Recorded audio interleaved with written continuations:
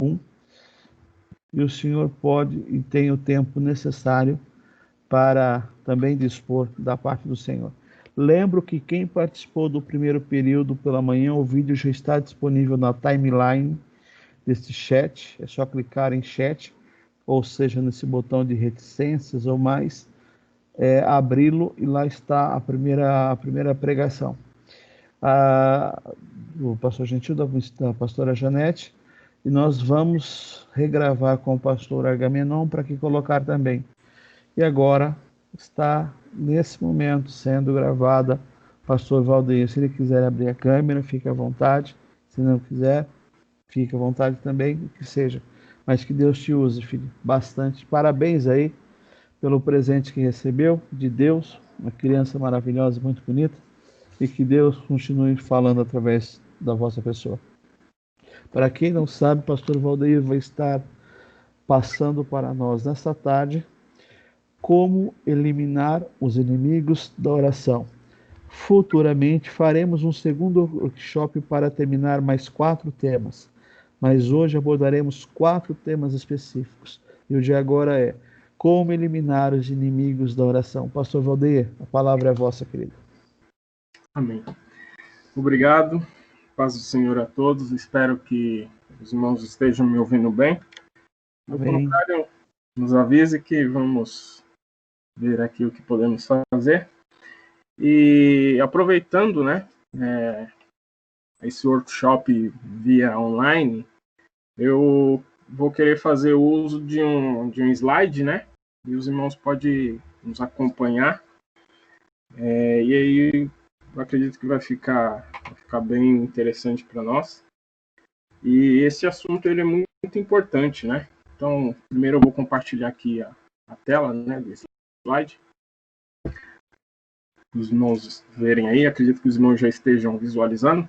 E o nosso tema, né, está lá no livro do Parceiros de Oração. E só um minutinho. Deixa eu achar aqui.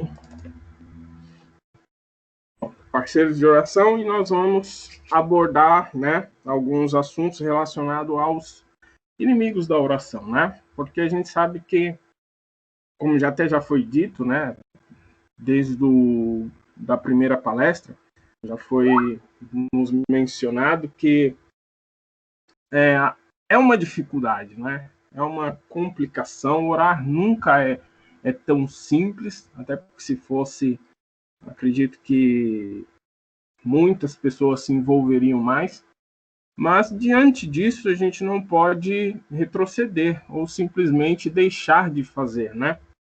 A gente precisa lutar e vencer contra essas dificuldades. E nós vamos abordar aqui algumas dessas dificuldades e mostrar o efeito também, né, que cada uma dessas dificuldades causa nas nossas vidas, né? Elas causam problemas ruins que impedem muitas das vezes de recebermos a vitória. A gente sabe que existe o fator tempo de Deus, mas em momentos a bênção, a vitória, ela demora a chegar por conta de um determinado erro que a gente acaba cometendo, permitindo que haja os inimigos da oração. E eu peguei no dicionário algumas expressões que está relacionada à oração, mas eu gostaria de me ater a algo que está no meu coração. O que é a oração? O que significa a oração? Para mim, ela é um relacionamento, né? Ainda que nós tenhamos aqui diversos significados, que a gente possa pensar em muitas questões, a oração ela é um relacionamento, né? É por meio dela que nós nos relacionamos com Deus, e ela, de fato, é um relacionamento. Você pode ter uma oração de súplica, um pedido, um agradecimento, seja lá o que for, mas ela é um relacionamento, né? E gostaria também de fazer aqui uma rápida comparação, porque até já foi ministrado hoje, né? Esse relacionamento que nós devemos ter com Deus, ele é expressado também na nossa vida social, né? E quando nós queremos iniciar uma nova amizade, quando nós vemos alguma pessoa se aproximando, né, ao nosso redor e buscamos criar uma nova amizade, diante disso nós tentamos buscar achar caminhos ou criar caminhos, né, para que nós possamos aproximar daquela pessoa. É natural, né, até por conta de que muitas das vezes a gente fica um pouco acanhado, sem saber como se apresentar naquela pessoa, né? Seja no momento social ou profissional, a gente fica um pouco acanhado de como nos apresentar. E diante desse relacionamento social, eu citei aqui algumas das circunstâncias a qual nós nos atemos, nós tomamos cuidado. Primeiro, nós não queremos transparecer chatos, né? É uma coisa que já de imediato a gente quer trazer uma boa impressão. A gente não quer trazer aquela impressão intrusiva, aquela situação constrangedora que faça a outra pessoa olhar para a gente com desprezo e simplesmente ignorarmos, né? Então a gente primeiro já se preocupa com a nossa apresentação. Também confiamos na pessoa. Até porque, se você está tendo ali o seu primeiro contato e você está se preparando para ter aquela amizade, logo você está confiando naquela pessoa. Mas também você busca conhecê-la melhor, né? E diante disso, nós cavamos dentro de nós e no meio daquela conversa nós apresentamos assuntos em comuns, né? Por quê? Porque quando nós tratamos de assuntos comuns, a amizade ela vai cada vez mais se firmando, né? E a gente vai criando esse elo de comunhão entre a nossa pessoa e a pessoa que está à nossa frente, né? Também ouvimos, olha que interessante, nós ouvimos e falamos com empolgação, né? A gente ouve bem quando nós queremos fazer uma amizade. E falamos com empolgação, não é uma conversa monótona, não é aquela conversa sem vontade, sem um espírito de alegria, ela é envolvente, né? A primeira conversa sempre é muito mais envolvente, porque a gente põe empolgação tanto no ouvir quanto no falar. E expomos também com muita facilidade as nossas ideias e sonhos. A gente não tem muito mais facilidade por estarmos até empolgados, por estarmos até ali confiando, né, acreditando naquela amizade, nós também expomos com muita facilidade as nossas ideias e os nossos sonhos. E diante de tudo isso, é importante ressaltar que com Deus o relacionamento ele deveria ser da mesma forma, né? Com Deus, o nosso relacionamento ele tem que ser nesse sentido, de você falar e ouvir com empolgação, de você expor com muita facilidade as suas ideias, os seus sonhos, porque Deus ele quer ouvir aquilo que nós pensamos, ainda que nós venhamos depender da vontade dele, ele quer que expressemos as nossas necessidades, né?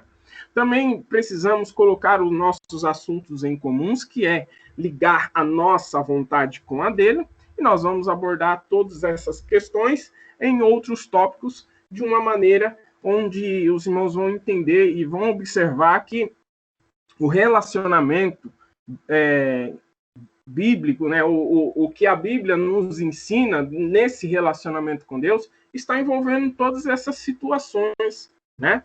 E aí nós vamos dar continuidade. E algo que eu também gostaria de ressaltar é que Deus, quando ali planejando a sua obra redentora, ele nos colocou em harmonia consigo mesmo, né? Então já foi instituído o meio da oração e da palavra para que nós estivéssemos em harmonia com ele. Mas nós, enquanto homens, nos colocamos diante de Deus na oração. É aquelas dificuldades, criando ou permitindo imposições de barreiras. E a gente permite que essas barreiras elas se tornem frequentes e comuns, né? E aí, eu não sei orar. Eu lembro até certa feita, quando o pastor Tiago já foi nosso pastor aqui na missionária, uma vez ele fez um propósito e ficava, se não me falha a memória, 3 pessoas orando fora da igreja enquanto estava rolando o culto, né? E naquele momento era 2 senhoras, né, ou homens, já pessoas de oração, pessoas que tinham o hábito de oração, e ele colocava também um jovem naquele momento de oração, né, para que também ele viesse se aperfeiçoar. E numa dessas oportunidades, esse jovem fui eu, né? E aí vem essas barreiras, né? Você fala, poxa, mas eu não sou de oração. Imagina, se orar 10 minutos é difícil, 15 é difícil, imagine orar 2 horas, né? Um culto de 2 horas você ficar lá orando. Mas a gente foi, é lógico que foi difícil, eu não vou dizer que foi 100% oração, né? Mas foi uma experiência que nos motivou, né? E a gente precisa vencer essas barreiras, né? E diante disso, nós tornamos o nosso diálogo com Deus mecânico, forçado e sem vida, né? Como aquela oração rápida, como até foi citado agora há pouco, né? Uma oração sem muita vida, né? E é preciso enfrentar, então, essas barreiras. E outro ponto que eu também gostaria de destacar é que nós precisamos entender que existe uma estrutura na oração e também existe métodos, né? E eu coloquei isso aqui só para a gente entender o que é uma estrutura. Estrutura quer dizer que nós não podemos mexer, que é parte, né? No caso aqui da oração. A estrutura é parte da oração, ela não pode ser mexida, que é a fé, ou seja, nós cremos, a submissão, que é você se submeter ao poderio e à vontade do Senhor, a obediência, porque nós precisamos obedecê-lo, né? Nós precisamos nos colocar numa condição onde ele possa trabalhar, e por fim, o diálogo. Óbvio, né, que o diálogo ele é muito importante até por conta de ser este o caminho onde nós elevamos a nossa palavra e também ouvimos a palavra do Senhor. Então, aqui algumas questões, talvez possa ter esquecido de alguma outra, mas eu gostaria de me ater aqui a esses pontos. E com relação a métodos, é a maneira como você ora, né? Utilizando uma variação na sua comunicação, pode ser louvando, pode ser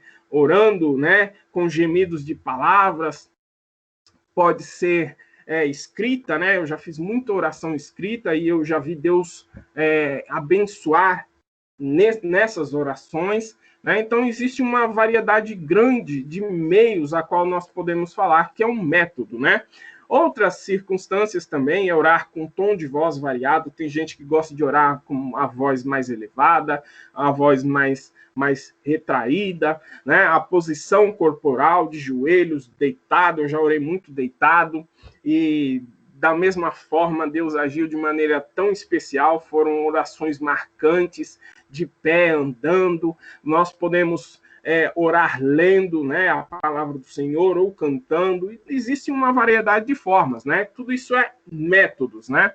Mas a questão da estrutura, ela precisa ser cuidada, né? A gente precisa cuidar muito bem da estrutura de uma oração.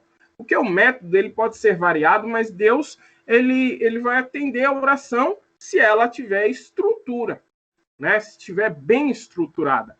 E agora nós vamos entrar em algumas questões, abordar os inimigos da oração, e nós vamos ver que todos eles, basicamente, eles estão inseridos nessa estrutura, ou seja, naquilo que não pode faltar na oração, né?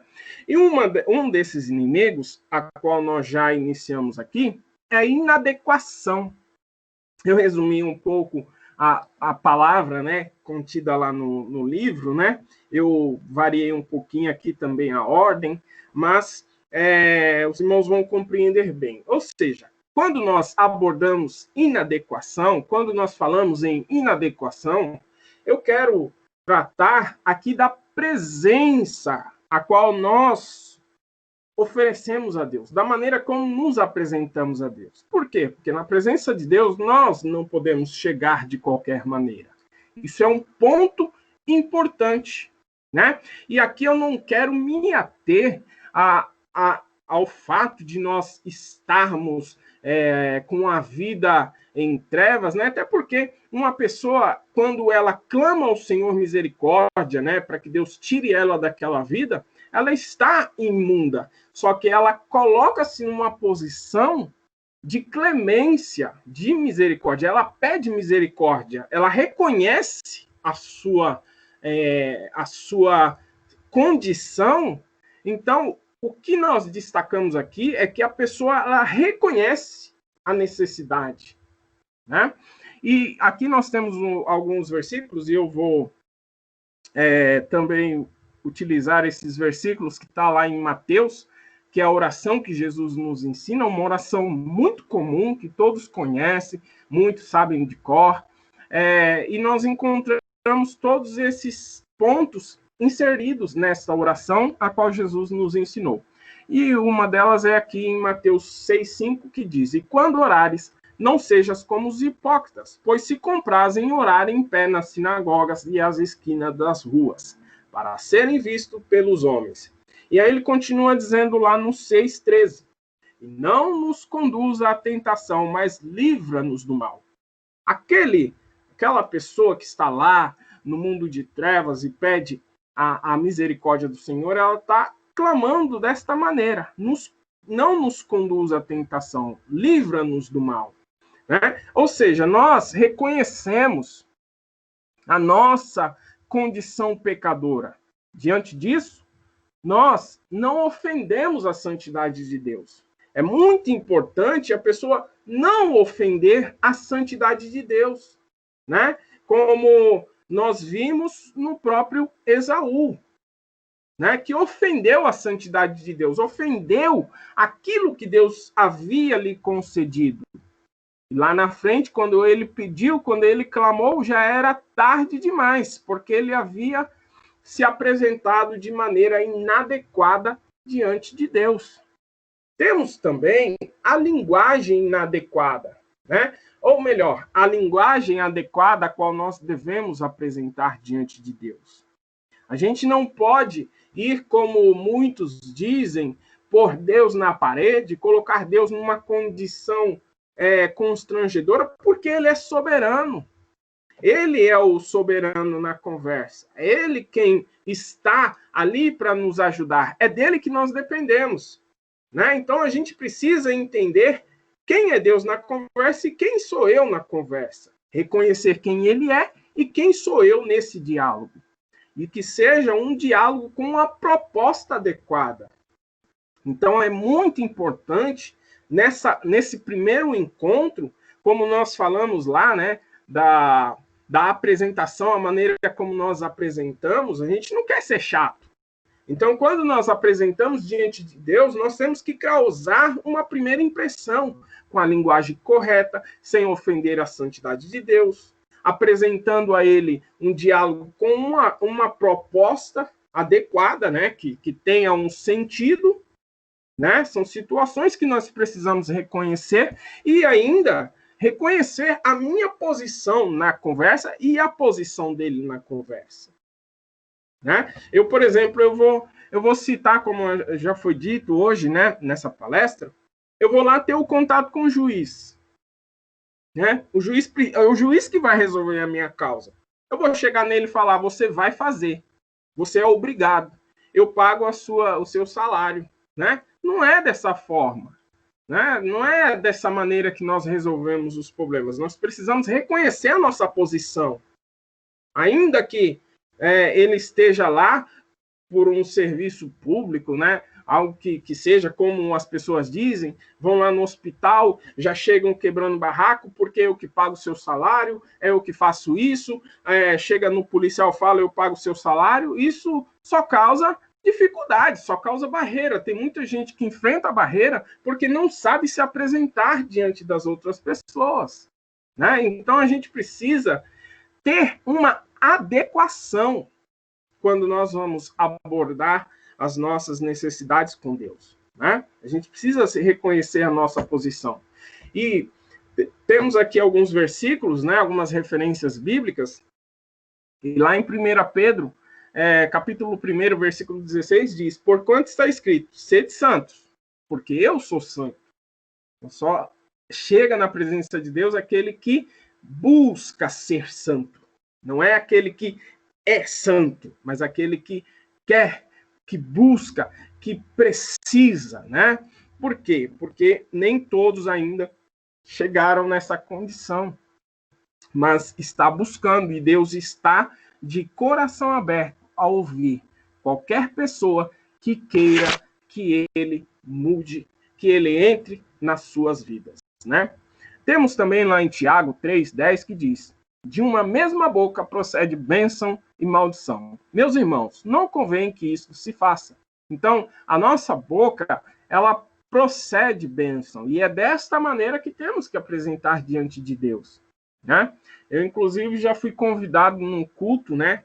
Numa igreja onde eu pastoreei, a orar para separar, né, um casal. Não é assim que a gente deve orar, né? É algo até constrangedor, mas não é desta maneira.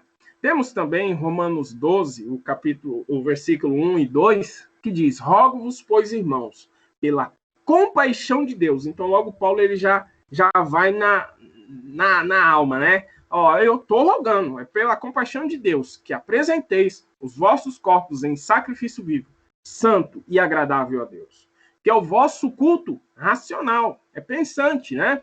E não sedes conformados com este mundo, mas sede transformado pela renovação do vosso entendimento, para que experimenteis qual seja a boa, agradável e perfeita vontade de Deus. Então, para que a gente possa experimentar a boa, agradável e perfeita vontade de Deus, nós temos que nos ater a esses pontos, temos que nos apresentar de forma santa e agradável a Deus, né?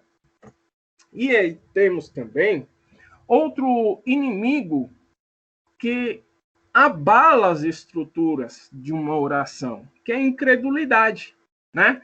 Quando nós abordamos lá no início a estrutura da oração, nós vimos que a fé, ela é primordial. Ainda que aquele ser que está lá nas trevas, pedindo a Deus misericórdia, ainda que ele não seja experimentado numa vida cristã profunda, ele demonstra naquele momento fé. E este é um dos ingredientes que está fazendo com que Deus lhe ouça. É a fé. A fé é uma parte dessa estrutura que é indispensável. Ela não pode faltar em nossas orações. Ela atrapalha e nós temos que lutar e, olha, pedir a Deus que nos acrescente fé. Se é isso que nos atrapalha, peçamos a Deus para que nos acrescente a fé, para que nós possamos cada vez mais avançar, porque é óbvio que nem todos os momentos eu vou ter uma fé inabalável, eu vou demonstrar uma confiança tremenda, mas eu preciso pedir a Deus que me ensine a crer, me ensine a ver de uma maneira diferente. Aí diz lá, né, na oração de Jesus Cristo, diz lá: e orando não useis de vãs repetições. Quem repete muito é porque não está crendo, né? O pão nosso de cada dia nos dá hoje. É crer. É crer que é Ele quem dá a provisão, né? E aí, uma das circunstâncias é insistir demais transparece desconfiança. Quando uma pessoa te pergunta muito a mesma coisa, você logo fica indignado, porque você reconhece desconfiança. E quando as nossas orações ela tem vãs repetições, e vãs repetições aqui é no sentido de você estar apresentando uma oração sem firmeza, não é de persistir, mas sim simplesmente de ficar repetindo palavras sem ter um diálogo envolvente, estruturado. É algo onde você está ali focalizando, tentando achar um meio de mostrar que Deus não está te ouvindo, né? Não, pelo contrário, nós precisamos descansar no Senhor. Ainda que persistamos, que dia após dia nós apresentemos aquela oração, nós estamos descansados. Não estamos persistindo porque Deus não nos ouviu, mas porque sabemos que assim Deus quer que nós mostremos interesse, não desconfiança. Né? E precisamos também entender que é Ele quem detém o poder de nos ajudar. Ele, o juiz, é Ele o soberano. Né? Podemos também até questionar o seu agir mediante questionar o agir de Deus mediante os acontecimentos diários. É uma outra circunstância que mostra falta de fé. Quando questionamos demais o agir de Deus, porque nós oramos e as coisas parecem não acontecer, e diante disso, nós começamos a questionar o agir de Deus. Será que Deus está me ouvindo? Será que Deus está fazendo? Não podemos seguir por este caminho. Temos que simplesmente confiar no Senhor. E outro detalhe importante que envolve a incredulidade é não crer nos profetas de Deus. Porque em muitas das circunstâncias, Deus está nos respondendo enviando os seus profetas. E eu diria que esta é uma das circunstâncias mais comuns. Mas às vezes a gente não quer se submeter aos profetas. Não queremos nos submeter às nossas autoridades, aquelas constituídas por Deus.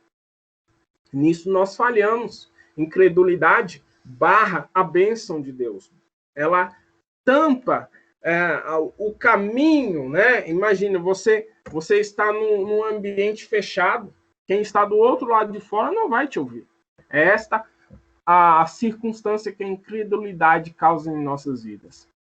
Aí diz lá em Tiago 5,14: está alguém entre vós doente? Chame o presbítero da igreja e ore sobre ele, ungindo-o com azeite em nome do Senhor. Chame os presbíteros. Aqui eu quero me destacar ao fato de que aqui o Senhor está direcionando um de seus servos, um de seus chamados, para que eles façam esta, né, orem, para que eles pratiquem esta ação. Então aí a gente vê a importância, né?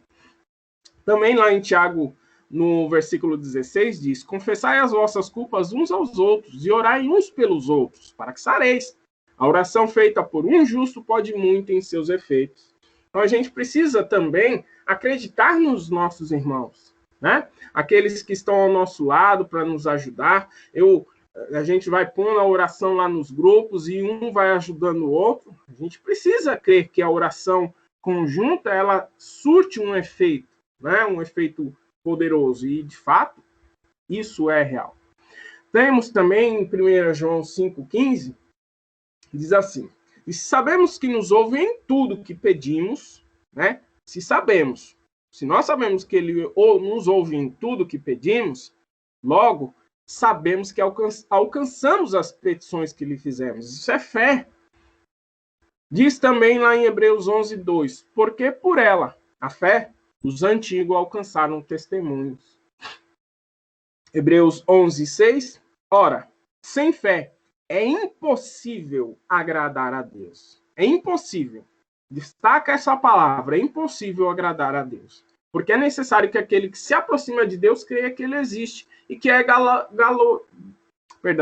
galardoador dos que o buscam.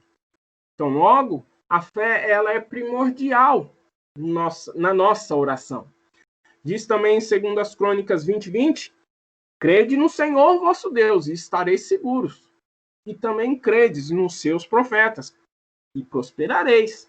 Então, creia no Senhor, mas também creia nos seus profetas. Creia nos servos de Deus, né? Então, a gente precisa lutar e combater contra a incredulidade. Temos também aqui agora a falta de perdão. Esse também é algo muito primordial e importante, né? A gente pedir perdão, a gente está liberando o perdão, né? Porque o perdão ele é a chave que abre as algemas que eu aqui considero como pecado. Não quer dizer que amargurar-se é ruim, né? É uma consequência natural do homem. Você sentir amargura, você sentir, às vezes, raiva, um sentimento qualquer. No entanto, ele nos leva ao pecado. Quando nós não o tratamos, quando nós não lidamos com aquela situação, aquilo nos leva ao pecado. E nós não podemos permitir isso. Lá em Mateus 6,12, na oração de Cristo, ele diz: e perdoa-nos as nossas dívidas, as nossas, assim como nós perdoamos os nossos devedores. Aqui eu quero destacar um ponto que, quando diz as nossas dívidas, é no sentido de eu reconhecer que eu sou falho também. Assim como alguém errou comigo, eu também erro com alguém. Então, perdoa as nossas dívidas, e, né, assim como perdoamos os nossos devedores. É você ter o reconhecimento. Ainda que o perdão não tenha sido liberado, mas você reconhece que precisa liberar o perdão. Você está em um processo de tratamento. Isso é muito bom. Agora, quando nós deixamos para lá e ignoramos, isso se torna uma barreira nos nossos caminhos. Precisamos pedir perdão, seja ao nosso irmão, seja a Deus. Nós precisamos reconhecer onde nós falhamos, né? Ser também aberto ao perdão, né? Porque muitos se fecham ao perdão. Eu não errei, eu estou inocente, eu não vou pedir perdão para ninguém, né? Não é essa a questão. A gente não pode andar por este caminho. Nós precisamos andar em paz com todos, ainda que tenhamos discórdia, né? Buscar ter paz com todos. Lá em Salmo 51, versículo 17, diz: os sacrifícios para Deus são o espírito quebrantado. A um coração quebrantado e contrito não desprezará, ó Deus. Olha que coisa interessante. Um coração quebrantado e contrito não desprezará, ó Deus, né? O nosso Deus não despreza aquele coração quebrantado, aquele coração que chega, né, às vezes contrito. Ele não despreza. Então, vemos aqui um segredo para que Deus atenda às nossas orações. É chegar com o coração quebrantado. Este é o real sacrifício para Deus. É isso que nós precisamos apresentar diante de Deus. Não levar um coração cheio de dor, cheio de amargura, cheio de ódio. Não é isso que Deus quer. Ele quer um coração leve. Aliás, ele quer purificar o nosso coração, torná-lo leve. E a gente precisa manter essa porta do coração aberta, para que Deus possa fazer esse trabalho. Porque, é óbvio, os irmãos sabem muito bem que de nós mesmos não podemos. Liberar o perdão não é algo humano, não é uma matéria humana, é uma matéria profunda, espiritual, é algo que só o Espírito Santo nos conduz, né? Então, o ponto é que nós devemos estar aberto ao perdão, manter o coração aberto. Diz também lá em Hebreus 12, o 14 e o 15, o seguinte: segui a paz com todos e a santificação, sem qual ninguém verá a Deus, tendo cuidado que ninguém se prive da graça de Deus, e de que nenhuma raiz de amargura brotando vos perturbe, ou por ela muitos se contaminem. Olha que coisa interessante. É muito importante nós lutarmos para que Deus possa trabalhar e nos ajudar a liberar o perdão, a pedir também perdão com relação aos nossos pecados. Quando nós começamos a oração, Senhor, antes de tudo, perdoe os meus pecados, conceda-me a oportunidade de me apresentar ao teu altar. Porque não tendo paz com todos, não estando santificado, ninguém verá a Deus. E tendo cuidado para que ninguém nos prive da graça de Deus, né? Porque Satanás, ele sabe que a gente se ofende com aquela amizade que nos magoa, que a gente fica abalado. Ele sabe. Então, ele utiliza dessas armas, dessas situações para nos abalar. Então, tome cuidado para que ninguém se prive da graça de Deus, para que a tua bênção ela chegue, né? Então, nós precisamos tomar esses cuidados. Também diz: abençoai aos que vos perseguem, e abençoai, e não amaldiçoai. Romanos 12, 14. Por que isso? Porque nós precisamos abençoar, lutar para que Deus abençoe todas as vidas, até mesmo aquelas que nos perseguem. Temos também outro ponto muito importante aqui, um inimigo da oração, que é a desobediência, né? A desobediência, ela é terrível, ela abala as estruturas da oração, porque a obediência, ela é uma das colunas da oração. Ou seja, diz lá em Mateus 6:10, venha o teu reino e seja feita a tua vontade, assim na terra como no céu. Obediência. Isso aqui é obediência propriamente dito. Seja feita a tua vontade. Não é a minha, é a tua vontade. E é importante nos submetermos à vontade de Deus. Nós precisamos se submeter à vontade de Deus. É Ele quem determina, né? Outro ponto é se submeter-se ao percurso proposto. É aquela coisa, as coisas, a gente está orando, a gente está ali clamando, as coisas parecem não dar certo, né? Porque quando a gente começa a fazer uma campanha por uma proposta, né? Em algum sentido, as coisas, logo de imediato, elas viram. Elas viram o contrário. Em vez de melhorar, parece piorar. Então, a gente precisa se submeter a esse percurso proposto por Deus, porque esse é o caminho. Esse é o caminho.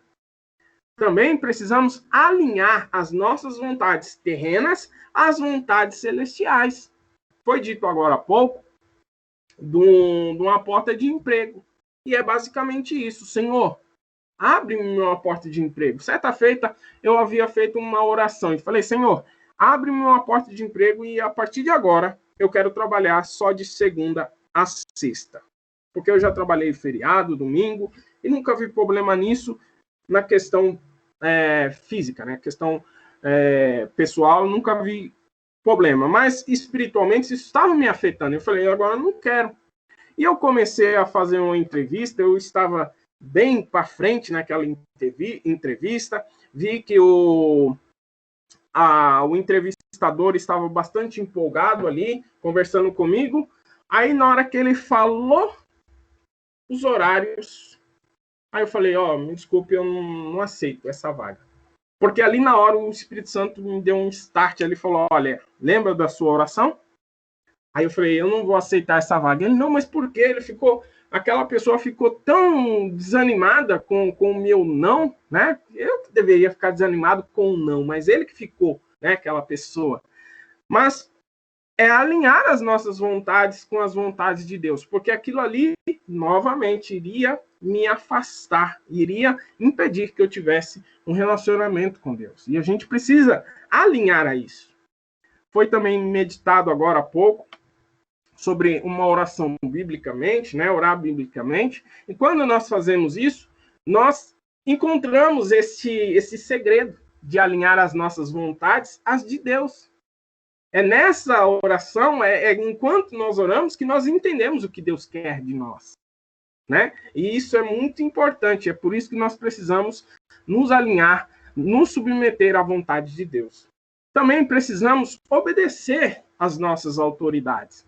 E não é só a autoridade eclesiástica, mas é a autoridade também no serviço, nas ruas, porque isso causa, quando nós somos desobedientes, isso nos causa confusão, isso nos causa diversos pecados, nos faz andar fora da vontade de Deus, porque é uma ordenança de Deus.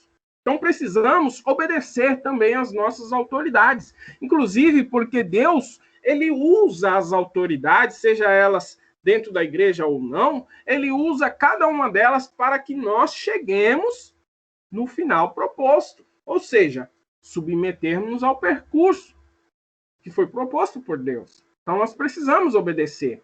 Precisamos também destacar algo, que obedecer, eu considero que é a fé praticada.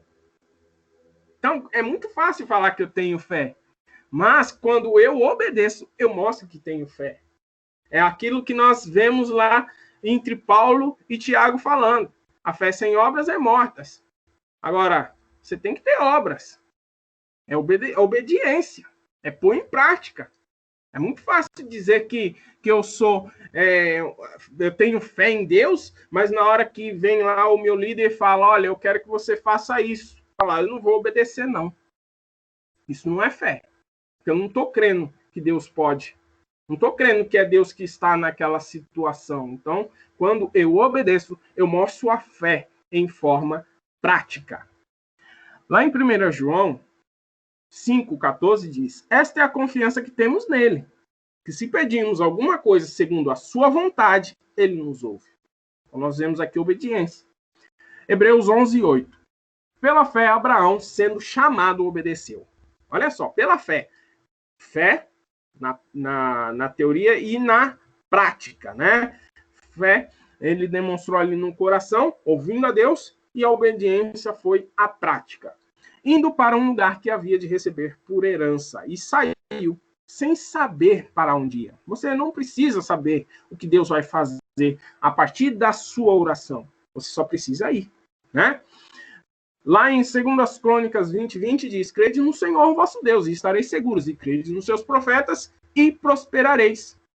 Então, nós precisamos obedecer, né? Obediência, ela é muito importante para nós. Esqueci. A obediência, ela é primordial. Ela é uma estrutura que não pode ser, né, ignorada. E aí nós temos também aqui a idolatria. A idolatria, ela é um grande problema também, né? E aqui eu não quero me ater simplesmente, até porque às vezes a gente fica só quando a gente aborda a idolatria, a gente pensa tão somente no ter outro Deus. E aí, olhando por essa questão, colocar Deus num lugar, um outro Deus, né, no lugar do nosso Deus soberano, parece até muito fácil, né? Eu não adoro o Deus X, o Deus Y, o Deus A. Eu adoro somente o El Shaddai, o soberano Deus, né? Isso até parece um pouco mais simples.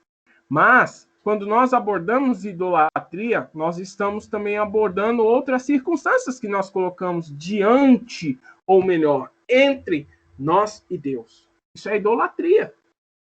Né? Diz lá em Mateus 6,13, não nos conduz à tentação, mas livra-nos do mal, porque teu é o reino, o poder e a glória para sempre. Não nos conduz à tentação, né? Porque teu é o reino e o poder. Isso aqui, quando nós vemos aqui ele dizendo, nós mostrando que dele é o reino, nós reconhecemos que ele é o único, que ele é soberano, né? E colocar Deus sempre em primeiro lugar, isso é um ponto importante. Colocar Deus sempre em primeiro lugar. Isso é submissão. É colocar nele a decisão final. Colocar nele as nossas confianças, né? A gente confia tão somente em Deus. Precisamos também fugir da aparência do mal. Por quê? Porque nessas circunstâncias é onde somos engodados. Somos levados pelas concupiscências, levados pelas nossas emoções, como Esaú. Ele estava sobre a aparência do mal. Ali a aparência do mal dele era a fome, né? Ou seja, era uma circunstância natural, mas que, por alguma... podemos imaginar que talvez as potestades malignas estavam ali, ó, tá vendo a comida? Você é o primeiro filho, você é o primogênito, você é o irmão mais velho, ele tem que se submeter a você. Vai lá, pede aquela comida. E diante disso, ele não fugiu da aparência do mal e ele vendeu a sua primogenitura. E aquilo ali lhe causou um mal terrível.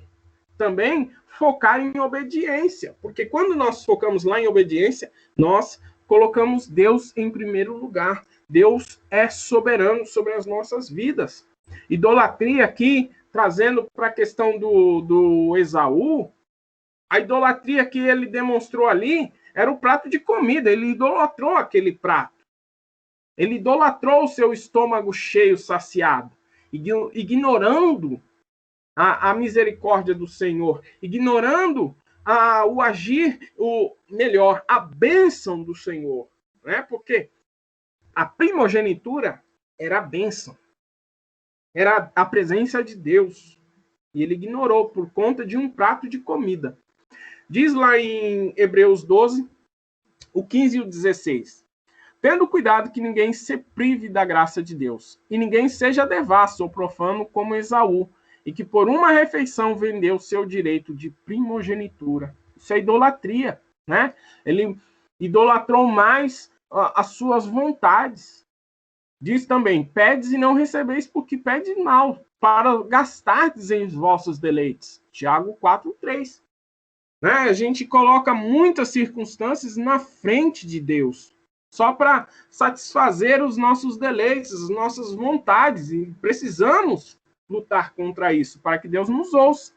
Diz também, mas buscai primeiro o reino de Deus e a sua justiça, e todas essas coisas vos serão acrescentadas. Mateus 6:33. Precisamos colocar Deus em primeiro lugar, custe o que custar. Deus, ele tem que estar em primeiro lugar.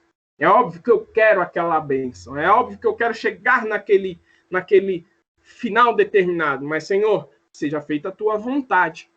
Quando eu permito isso, o Senhor, ele contorna, ele planeja o percurso para que eu consiga sair satisfeito e a obra dele também seja satisfeita, né? Temos também que ser transparentes diante de Deus. Né? A transparência no cristão, ela é muito importante, já foi mencionada hoje. Diz lá em Mateus 6:12, perdoa-nos as nossas dívidas. Isso aqui é transparência, de mostrar, Senhor, eu sou falho, eu tenho dívidas. Então, perdoe essas dívidas. Perdoe porque eu sou falho. Transparência é reconhecer quem somos no nosso diálogo. Quem sou eu nessa conversa?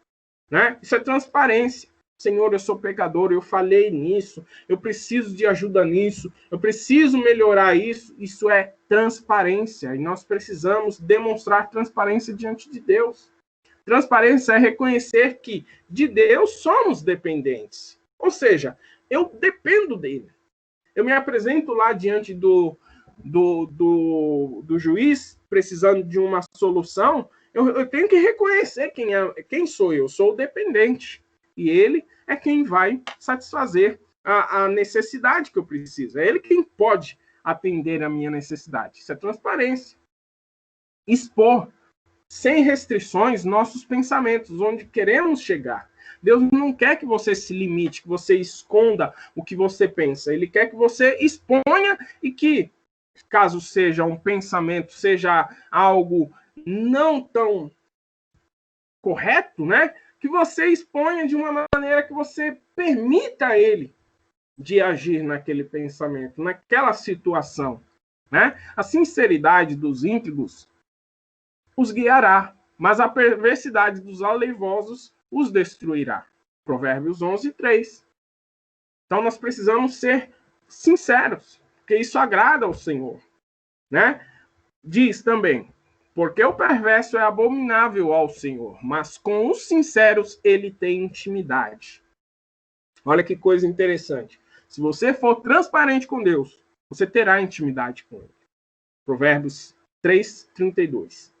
Julga-me, Senhor, pois tenho andado em minha sinceridade. Tenho confiado também no Senhor. Não vacilarei. Provérbios 26:1. A mulher respondeu e disse, não tenho marido. Disse-lhe Jesus, disseste bem, não tenho marido. João 14:17. Olha só, quando esta mulher, ela disse, não tenho marido, ela foi sincera. Ela poderia ter enganado Jesus, falar, não, eu tô, nesse momento, eu tô conhecendo alguém, ou tô solteira, ou sou viúva. Ela podia inventar um monte de conversa. Ela falou, não tenho marido. E Jesus disse, dissesse bem, porque esse não é teu marido. E após esse ato de sinceridade, Jesus revelou melhor a quem ele era a esta mulher. E logo ela conheceu Jesus melhor e disse, vejo que és profeta. Então, quando a gente demonstra transparência e sinceridade, Jesus se apresenta melhor para nós. Ele mostra com muito mais clareza quem ele é. e a gente entende a vontade do Senhor. Fica muito mais fácil de entender qual é a vontade do Senhor, porque nós transparecemos aquilo que realmente nós queremos, para onde nós queremos ir, para onde nós queremos que ele faça, né? A gente transparece, a gente age com sinceridade, e ele se agrada disso. Outro ponto é que nós temos vontade própria e o ego. Isso atrapalha nas nossas orações. Quando o nosso ego ele é muito muito para cima, muito para frente, né? Isso atrapalha a nossa oração. Diz lá em Mateus 6,10, seja feita a tua vontade. É abrir mão da vontade própria. É se submeter, ou seja, submeter nossas vontades e alinhá-las à vontade soberana de Deus. É isso que nós precisamos fazer. Nós precisamos nos submeter à vontade soberana de Deus. Porque Ele sabe o que é melhor. E também focar em adequação, ou seja, nos adequar, estarmos em obediência e sermos transparentes. Quando nós somos adequados, nos apresentamos adequados, em obediência, em transparência, nós também nos fortalecemos e entendemos que a vontade ela tem que ser do Senhor. Não podemos esquecer também que Deus quer que sejamos prósperos em vida. Deus não chama ninguém para os seus caminhos para que essa pessoa seja enganada, seja privada de um monte de coisas nessa vida terrena. Pelo contrário, Deus quer nos abençoar, mas nós precisamos reconhecer que seja feita a vontade de Deus. Lá em Tiago 1,20 diz, porque a ira do homem não opera a justiça de Deus. Não adianta agir pelas nossas mãos, pelos nossos conceitos, pelas nossas ideias. Ela não opera a justiça de Deus.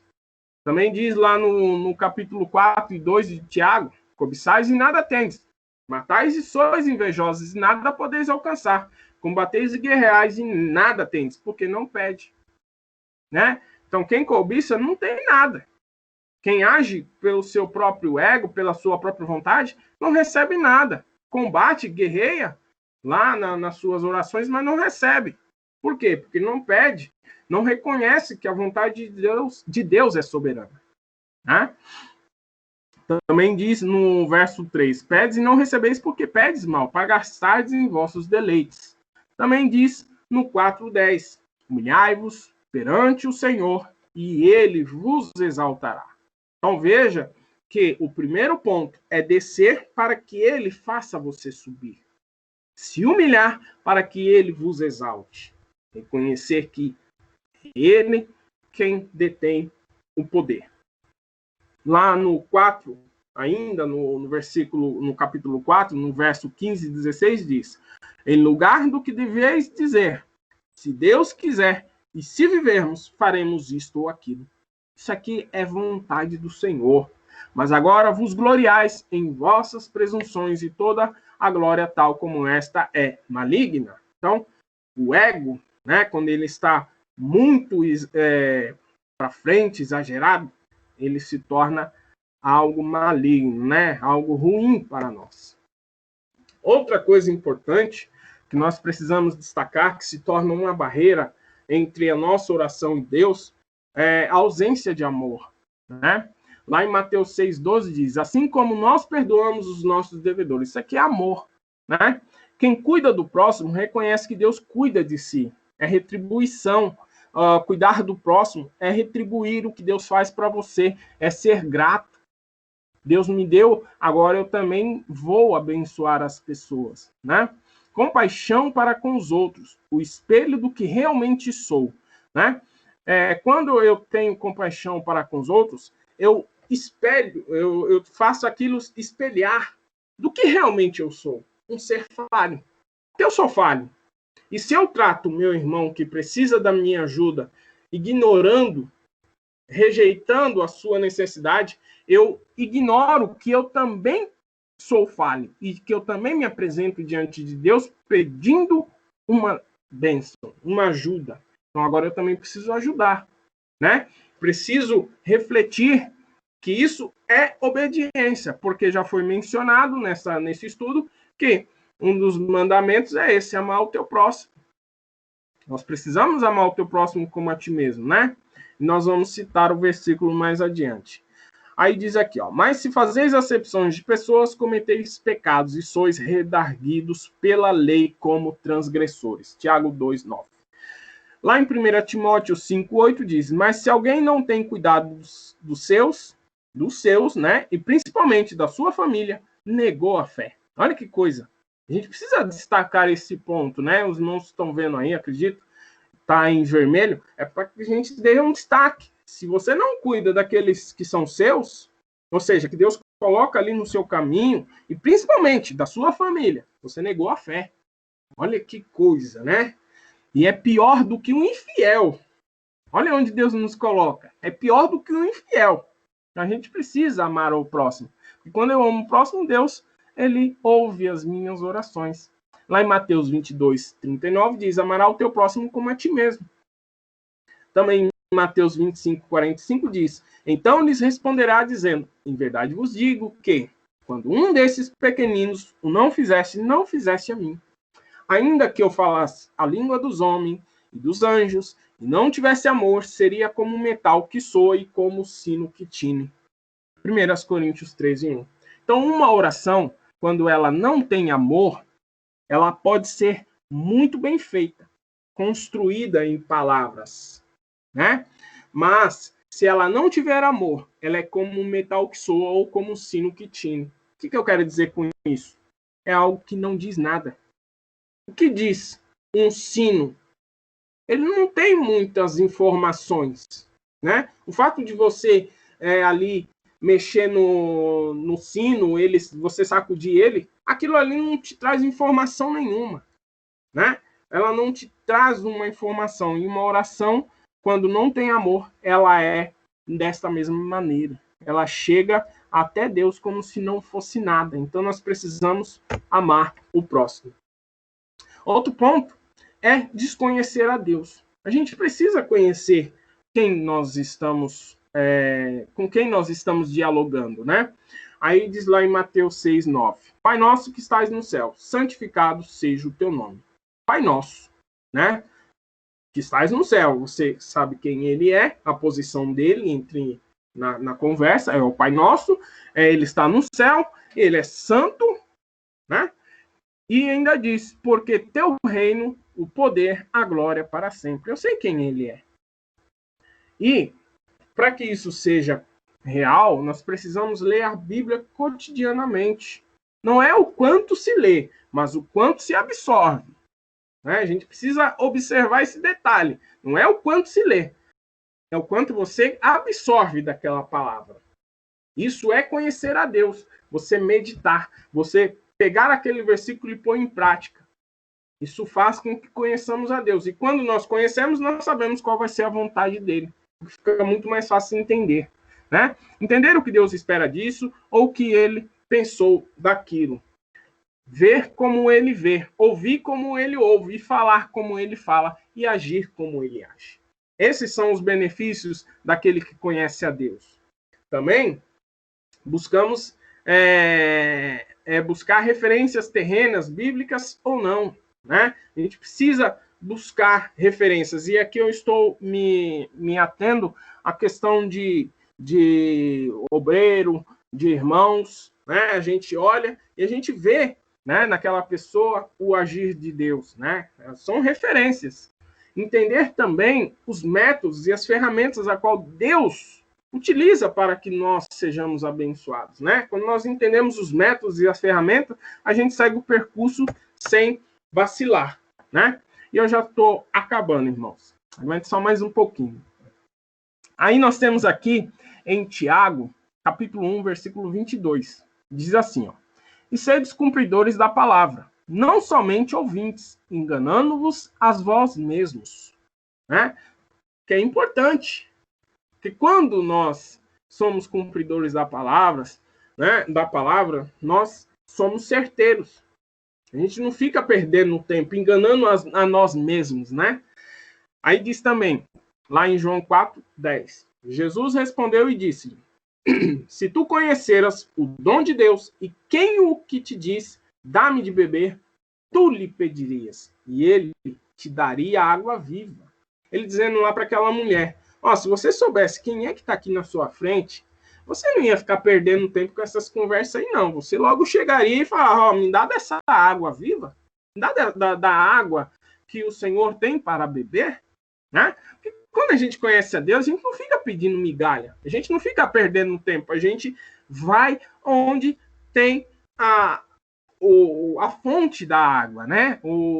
A gente pede com mais sabedoria.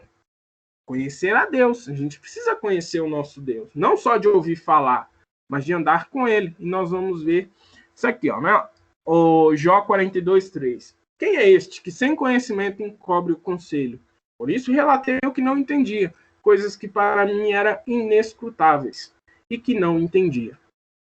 Jó aqui, os irmãos conhecem em outras versões, neste capítulo ele diz que conhecia Deus por ouvir falar. E ele conhecia muito bem, né, por ouvir falar. Não à toa que ele era alguém que praticava muito um culto racional, um culto verdadeiro diante de Deus. Mas quando ele andou com Deus, ele falou, opa, agora eu entendo melhor.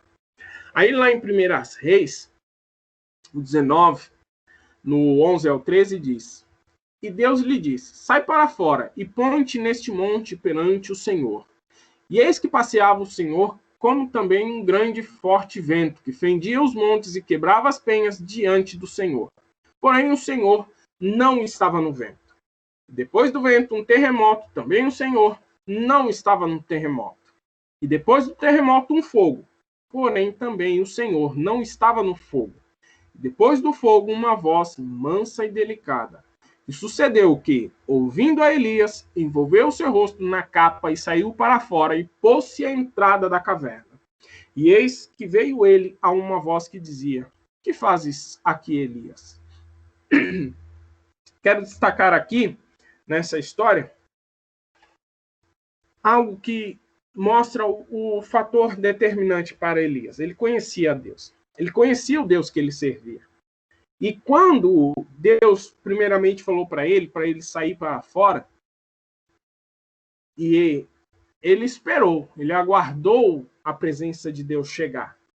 E vem um vento forte, ele falou, opa, isso aí Deus não está nisso. Vem um terremoto, ele disse, Deus não está nisso. Veio fogo, ele disse, Deus não está nisso, porque eu conheço a Deus. Mas quando vem uma voz mansa e delicada, aí ele falou, Deus está nisso. E olha que o fato de ser o terremoto, né, o fogo, porque há momentos que Deus se apresenta dessa forma. Mas não foi o que estava acontecendo, ele conhecia.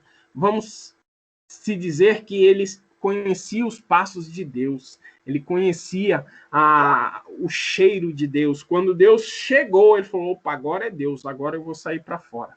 E por fim, é isso, irmãos. Peço, né, que os irmãos, espero que os irmãos tenham compreendido muito bem. Esses são os inimigos das nossas vidas, situações que nos atrapalham bastante, mas se a gente lutar contra isso, porque Deus ele pode nos ajudar, ele pode nos dar força, se a gente assim fizer, nós seremos vencedores e nossa oração chegará diante de Deus. Amém? Agradeço muito a oportunidade, né, que nos foi dada e espero que os irmãos tenham compreendido muito bem. Agradeço. Amém? Muito obrigado. Glória a Deus. Deus abençoe o nosso irmão, pastor Valdeir, que muito aqui falou de forma poderosa. Pastor, pela mensagem, principalmente pela exposição que trouxe, pelo alento que trouxe, eu pediria, por favor, se o senhor pudesse, pastor, subir no chat esse slide para os irmãos terem acesso, por gentileza. É um trabalho riquíssimo e até, se o senhor nos permitir, iremos também disponibilizar, compartilhando esse material no próprio portal também, para os irmãos terem acesso. Eu acabo de colocar, meus irmãos, no chat desse grupo. Como é que eu faço para acessar o chat, pastor? O senhor coloca, clique em mais, ou na reticência que aparece no seu computador ou no seu celular. Tem um link aqui para o grupo do chat dos autores ADJM. Quem gostou dessa semana, desse dia de workshop, eu creio que todos, antes de abrir para a pergunta ou as perguntas, eu gostaria de te convidar a fazer parte do grupo de autores ADJM. No mês que vem, nós voltaremos a estudar os 4 últimos capítulos, ou capítulos finais desse livro. E eu já quero te convidar a pertencer a esse grupo, que sempre vai estar estudando livros e temas maravilhosos da Bíblia. E agora esse parceiro de oração. Então, está convidado, o link do chat já está aí. É um grupo nosso no WhatsApp. Se não conseguir entrar por ele, o que eu duvido, mas se não conseguir, não tem problema. Às vezes pode o link quebrar, enfim, ter alguma dificuldade. Pode me chamar no privado, eu coloco você com o maior prazer, em nome de Jesus. Pastor, muito boa exposição, como todos os outros autores, foi uma tarde maravilhosa, principalmente por essa percepção de Elias, né? A gente sempre critica o fato do Elias, mas aquela oportunidade de sempre estar aprendendo, é um ponto de vista que, sinceridade, confesso, irmão, que por muitos dias já vi várias interpretações e essa não tinha sido uma delas. Eu vou, nesse momento, abrir para pergunta. Algum irmão que quer fazer alguma pergunta? Algum irmão que quer fazer alguma pergunta? Se houver, já se manifeste. Pastor Valdeir, o senhor me escuta quando... O senhor me escuta? Pastor Valdeir? Escuto sim. Parabéns, se o senhor puder subir depois desse slide na linha, no chat aqui, eu ficaria muito grato, por favor.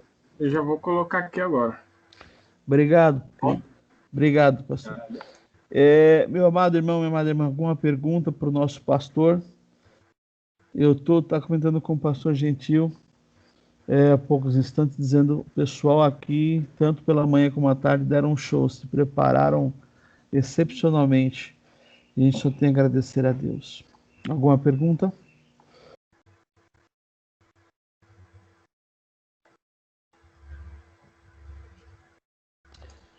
Se não há nenhuma pergunta, eu vou primeiro agradecer a Deus pela vida de todos vocês. Vou fazer cessar aqui a gravação